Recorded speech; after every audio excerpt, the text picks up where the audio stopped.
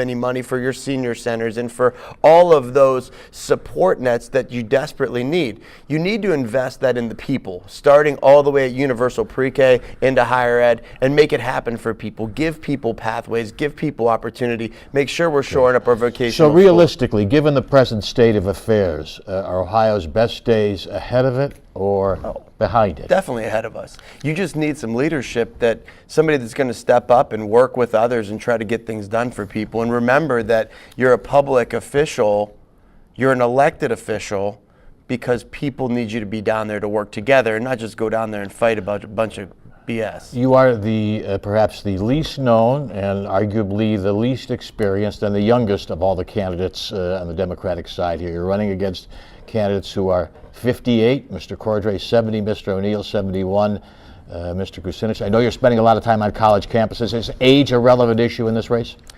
I think so. I mean, I don't have to stand and say I'm young and they're old. People can see the difference.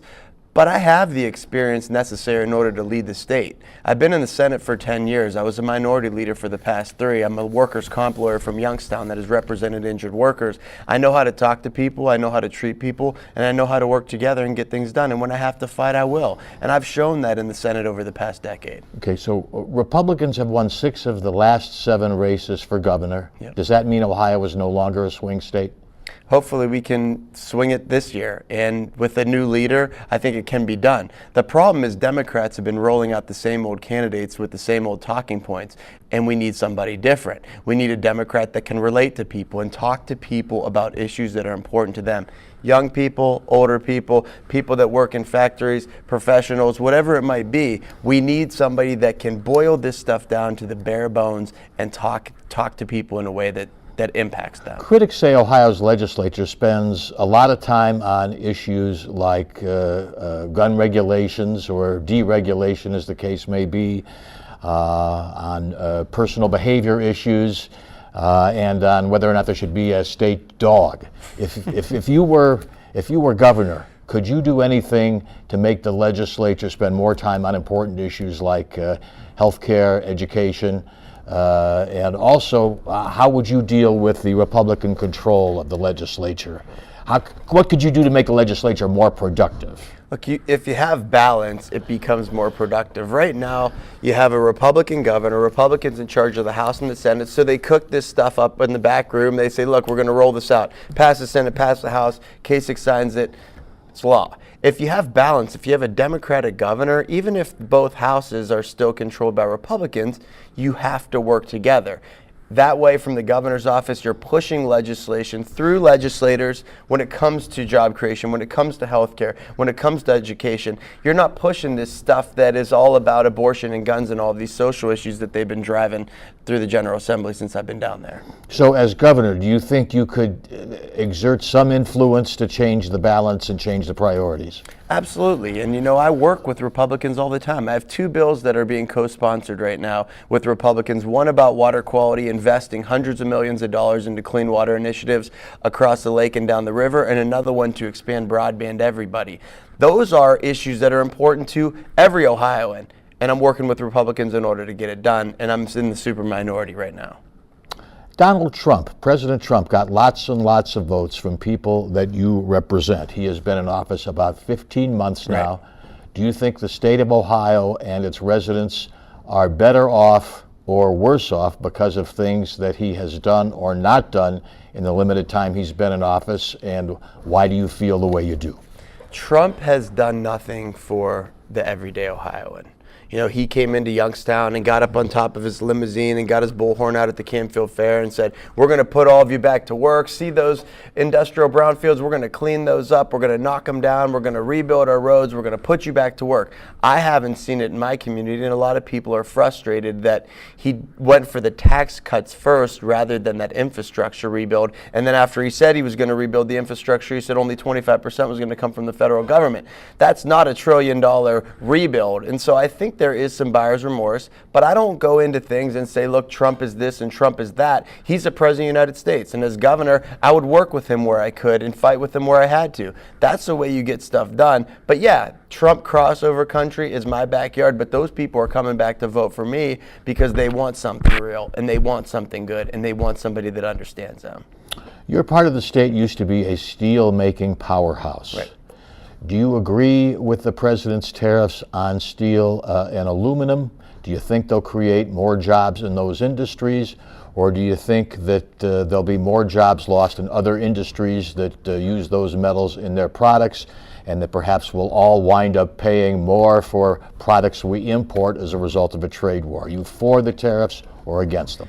I'm not for tweeting legislation and tweeting laws and tweeting tariffs and demanding other countries do stuff. At the end of the day, I think that it's a problem to put out tariffs like this. Will it help the steel industry? Maybe somewhat, but it's going to hurt more in other places. So at the end of the day, I would not be for them. You know, I talked to farmers in Columbiana County that said, look, we are going to lose the ability to sell soybeans to China. And China's going to invest in Brazil, and Brazil's going to grow soybeans and sell it to China because they're not going to want to deal with America anymore under Trump. Like, you got to think about this stuff. Is there a way that we can put tariffs on foreign steel and help our steel workers at home? Absolutely. But it has to be balanced. It has to be give and take. It can't be, this is what we're doing because I'm Donald Trump and I'm the boss. I don't like that way. I don't like that kind of ruler. I don't like that kind of leader. But I'm betting there are a lot of steel workers or ex-steel workers in your district who don't agree with you. Maybe, maybe not, but it's worth the conversation to have with everybody at the table before you do things that way. At the end of the day, you balance out what's important and you make a decision. You only have a yes and a no vote in Columbus or in Washington, and you got to make choices. But I like to work together first to try to figure out how to get things done before just slapping tariffs and demanding things. Ohio's population growth is flat. It's very likely the state is going to lose certainly one and something possibly two congressional seats in the next census. Many Ohio cities are trying to attract and encourage immigrants to come and settle there to help deal with the shrinking population and take advantage of maybe some of the better educated, more enterprising immigrants. Do you think Ohio should launch a program to seriously try to recruit immigrants to come and settle in Ohio?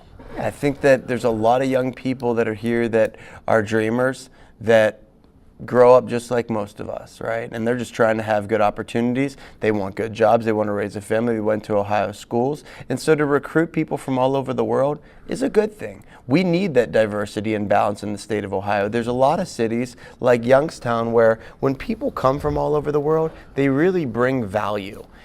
Places like Youngstown, places like Akron, Canton, you become set in your ways. And so to bring people in from out of the state and out of the country, I think it's a good thing, and it's a good thing for young people. You know, I have 2 kids, and I want them to grow up in a world like that. Again, a number of cities, Cleveland, Dayton, have organizations, specific recruitment efforts. Realistically, what do you think the state could do if it were inclined to try to attract immigrants? Well, I think first you want to make sure you're attracting the right kind of people, right? You don't want to be just opening the floodgates for all immigrants, because then you're going to run into the situations at the federal level where you're going to have, we don't want these bad people, we don't want these kind of people. We want people to come to Ohio that are going to build a stronger economy. We want young people to come so that they can bring that energy and youth into Ohio. And at the end of the day, you do background checks and you let anybody in that wants to come and be a part of our community as long as they pass a background check. Makes sense to me from all over the world. I think that's the way that we need to do it. And then we'll have that skilled workforce in order to fill the jobs of the future. We'll have that diversity that's so necessary about improving our economy and just making that correlation and that connection between us and the rest of the world. I think it's really important. Would that be a hard sell in your district?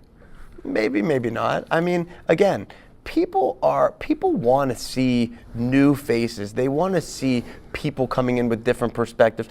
Change is difficult sometimes, but it's necessary. You can't stick with the same old thing and think that it's going to work over and over and over. And we're not attracting new people to a lot of our smaller communities in Ohio. So it's about time we start investing in trying to bring people from all over the world and all over the country and show them these beautiful places we have in Ohio. Let's talk jobs here for a moment here. Governor Kasich is fond of boasting that 450,000 private sector jobs have been created on his watch. Yet, the state, I believe 63 months in a row, has been behind the national states average in job creation. So which of those numbers is more reflective of reality? Is Ohio's economy lagging or growing? I think it's lagging, and I think it's because of that lack of investment that I talked about at the beginning of the show. I go to places all across the state. Some don't have reliable internet. Some don't have good, clean water systems. The roads are terrible. They don't have the skilled, trained workforce in order to fill the jobs of the future. They have industrial brownfields all over the place that we have to clean up. So we got to rebuild our stuff first. And as we're rebuilding our state, we're retraining our workers and giving our workers the skills necessary to fill these jobs. And we have incentive packages in place to keep young people here. You got to keep the young people here. You got to give them decent jobs, and we're going to have a flourishing economy. But it takes money and it takes investment, not just throwing money at the problem, targeted investment moving forward in the state of Ohio. About 100,000 jobs right now are going begging open in Ohio at the moment because there aren't enough skilled or properly trained workers to do them. Many surveys claim that Ohio is going to have to produce 1 million more college graduates or workers with special training by the year 2025 to deliver the workforce that employers want. If you were if you were governor, would that be a priority for you? And how could you begin to get that many people that educated in such a short period of time? It is a priority, and it has been a priority for the past decade. What we need to do is start all the way at the pre-K level. You got to have 3- and 4-year-olds have an opportunity to be caught up before they get to kindergarten. And if they're walking into kindergarten, it's their first day, they're behind. Then when they get to 6th, 7th, 8th grade, you have to show them pass. Vocational training through the trades, community colleges, 4 universities, military, whatever it might be. We need to have those pathways, and we have to have business work with us to show us what they want. Tell us the skills you need. That way your schools are working with your businesses or working with your techs, and everybody's working together in order to provide these jobs to these people. But yeah, if we don't have the people with the skills, then the job creators don't come here. But it's about investing, starting in 3-year-olds and moving them throughout the system. Okay, so springboarding off of that, what are your specific proposals to attract new businesses and strengthen existing companies in Ohio? And are there any particular industries where you think Ohio has maybe missed an opportunity or dropped the ball or could or should do more? So I think there needs to be incentive packages in place for business when they acquire additional properties and build the footprint of their spot, right? So they're trying to build out, we should help them. They're hiring new people, we should help them. They're utilizing technology and putting new technology in their facilities, we should help them. We also need to make sure that we have loans and grants programs for young people. So investing in our incubators, so young people that graduate with an idea can go into a building, not have to pay tech support, not have to pay rent, just pay their staff until they spin out of these incubators.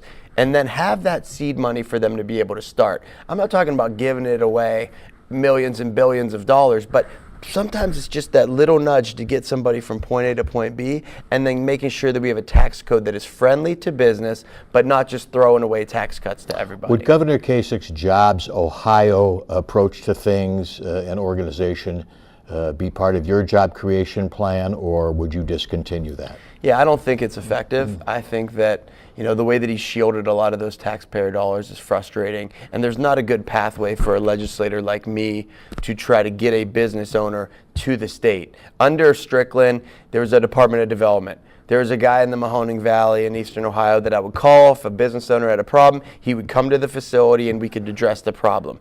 With this system, it's all layered with the chambers of commerce and with these different groups that you have to call, and you never really know who you need to call in order to get the job done. It's privatized, which I don't love. Making money seems like it's the goal for them and for certain groups, not for everyone. And so if we're going to have Department of Development that's going to develop jobs for everyone, it needs to be a public, transparent system. So you would abolish Jobs Ohio? I would, even though I voted for it. I was one of the few Democrats that voted for it, and I wish I didn't. So you think it's under-delivered? I do, and I think that the promises were different than the end result. I only voted for it because he was a brand new governor and I was a new state senator, and I wanted to reach across the aisle and say, look, we're in a recession, you're a new governor. So you're disappointed in what the results have been? All right. Columbus, at least on paper, Columbus is still in the running for the big Amazon second headquarters project. Realistically, do you think it has a shot? I do. I think that we have the skilled workforce down there. We have the property. We're good position geographically. I think we're in the game. I know Pittsburgh also has a shot too, and that would be good for Eastern Ohio. Now, the state and Columbus are offering significant tax breaks and an assortment of other inducements and incentives to Amazon. And a lot of people question how much should be offered to a prosperous, getting to own the entire universe company like Amazon to get them to bring a facility and all the jobs with it there. Is there a place to draw the line when enough is enough? I mean, from what you know about the package, is it appropriate? I think it is, and I'm okay with incentivizing business.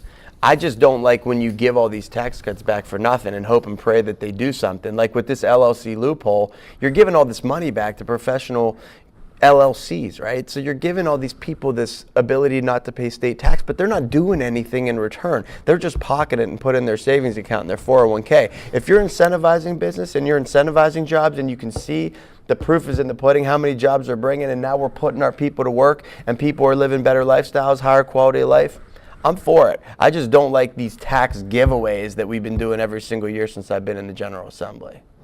Do you think a governor should have more hands-on involvement and direct oversight of the state's schools, both charter and public? Yeah, I think that they do. I mean, you're appointing a superintendent, you deal with the appointed school board and the elected school board, and a governor needs to understand education. You know, I've really worked hard on education, making sure that for-profit charter schools are accountable and transparent, and we're investing in K through 12 so that we can become less reliant on property taxes. But you've read some of the same stories that indicate there's been very little negligible communication between the superintendent of schools and Governor Kasich. That's their fault. What does that say? It's their fault. It means that they can't work together and they can't even have conversations. I mean, it's about kids. It's not about who's more powerful and who has more political will. It's about helping kids succeed and giving people opportunities. And so I don't like that. I don't like that argument. I think it's nonsense. Those guys got to work together, and they should. It's about kids. It's not about politics. Would your running mate play some role in Ohio's education policies and priorities? That's why I picked her. I mean, she's a State Board of Education member and has been one. She's from Central Ohio, grew up in Zanesville. She understands people as well, has a young family, cares about people deeply, and cares about the future of public education. And she would play a very significant role in moving our state towards investing in public education and making sure that for-profit charter schools are accountable. You're not a big fan of charter schools? For-profit ones? No. It's called for-profit for a reason. They make money first rather than educating kids. If it's non-profit and it's a bunch of people with means that throw money in a pot and say we want to do education different and they're doing better, can't argue with results. But the for-profit model has failed kids. It's failed families. So would you reevaluate how much public funding is directed toward charter schools in Ohio? Yeah, I mean, I've proposed bills since 2011 talking about accountability and transparency. In 2015, the Republicans finally took some of my ideas and called it House Bill 2. And then last year, ECOT just closed because we were putting the pressure on electronic schools. So, yeah, my cards are on the table. You know, for-profit models better start showing that they're doing something better for kids if they want to get taxpayer dollars. And taxpayers are starting to get angry because they realize that their taxpayer dollars aren't going to their local school. Some of it is, but some of it's following the kid out to school and going to the for-profit down the street. One of your opponents has suggested maybe there should be the opportunity for local communities to vote whether there are charter schools.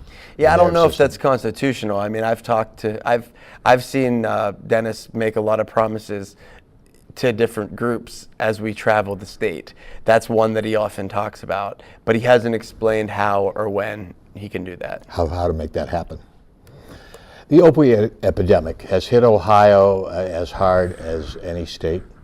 What are your proposals to try to get it under control? Yeah, I mean, this is gut-wrenching what's going on. I mean, Stephanie, my running mate's sister, died of a fentanyl overdose, and so she talks a lot about it. I've been to communities that have been devastated, specifically in Southeast Ohio, where these kids don't have parents. In some cases, they don't have grandparents because of this addiction.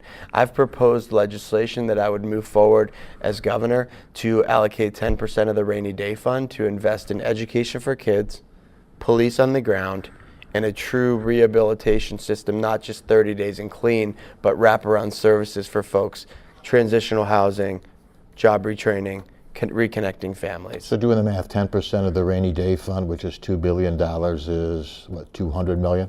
Over the next 2 years. That's the bill that we proposed. Medicaid. What would you like to see happen? Continue the program in its current form? How do you deal with the obvious reality that it's financially unsustainable in its current shape? So working poor, we've given the opportunity to be able to go to the doctors, be able to get that medical treatment, be able to live healthier lifestyles. And it is working. It is a worthwhile investment. It takes a lot of money on the front end, but it's a worthwhile long-term investment. Here's my concern, and I've said this a lot of places. If just because you give somebody a piece of paper that says that they're Medicaid eligible, it doesn't mean anything unless the reimbursement rates are right. Meaning, if you don't have reimbursement rates in place for home health care, for the dentist, for doctors, then they're not going to take Medicaid patients and it's not worth anything. So it's about making sure that our reimbursement rates are right and making sure that we find the dollars in order to continue with the program. Now, if the federal government pulls out money, we are going to have some tough decisions to make in the state of Ohio, but we ultimately have to move towards making sure that we're providing affordable, quality health care in the state of Ohio, and finding those dollars is a priority for me. So what's the balance here between humanity and the bottom line here? I mean, how do you make sure that those people who genuinely have no other recourse and need it don't wind up kicked to the curb? You know, we got to make sure that the feds understand that this is a worthwhile investment at the state level, and as long as those federal dollars continue to come into the state, then we will be able to continue down this road of Medicaid expansion. If the General Assembly decides not to do it, we're going to go back to a place where everybody runs back to the ER for care. That's how it was when I first started. That is not healthy for Ohio. That is not good business model for anybody. And so it is a worthwhile investment that will pay dividends in the future when people are living healthier lifestyles and they have less trips and visits to the ER. Just got to make it happen and make it work. Gun regulations. At one time, I think you got a B from the NRA. You're sort of, how would you characterize yourself? Are you sort of a middle of the roader? I mean, I've never met with the NRA, and I'm not a member of the NRA, so I don't know how they make up grades. Like I got a C one time, I got a B one time.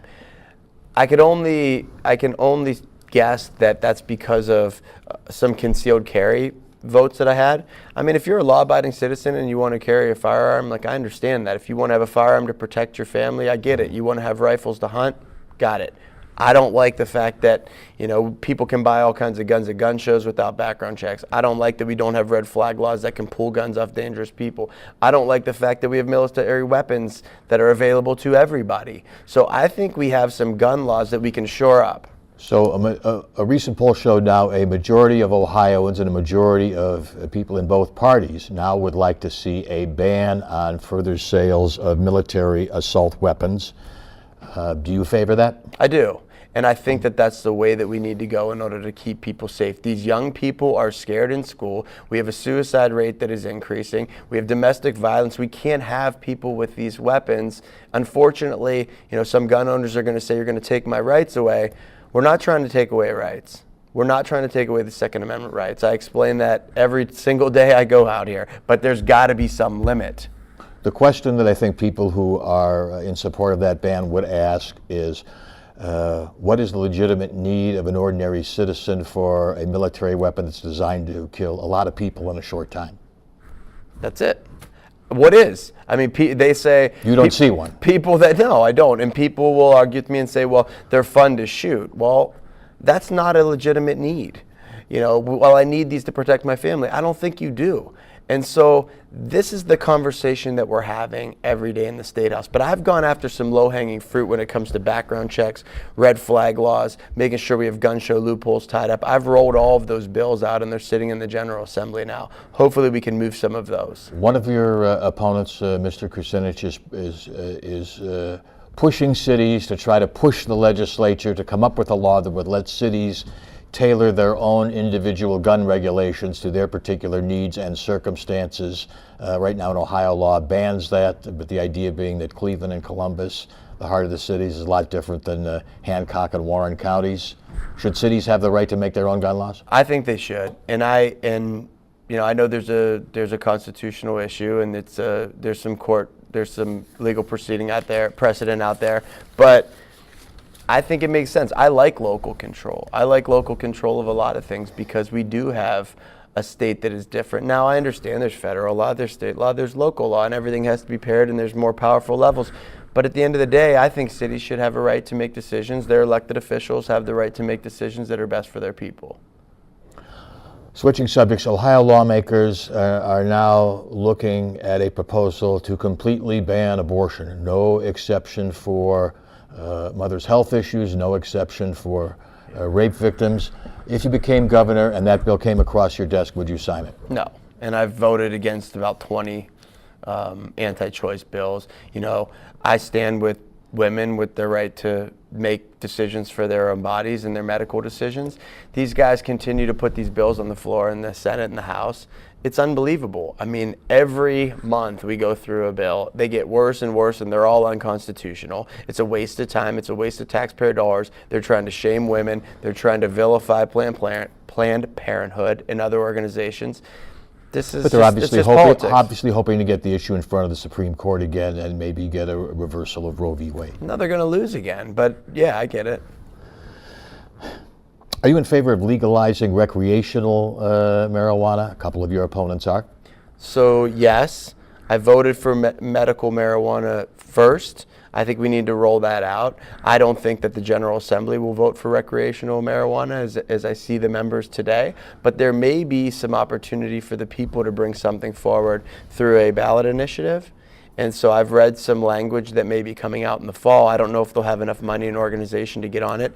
The only way I wouldn't vote for it if it's a shell game with taxes. So you're not concerned that Ohio hasn't even gotten its medical marijuana off the ground, that this would be too much too soon, kind of overwhelming? No, I am concerned. The question was, though, would I vote for that, or do I support that? And it's yes, I do support that idea as long as the taxes are right.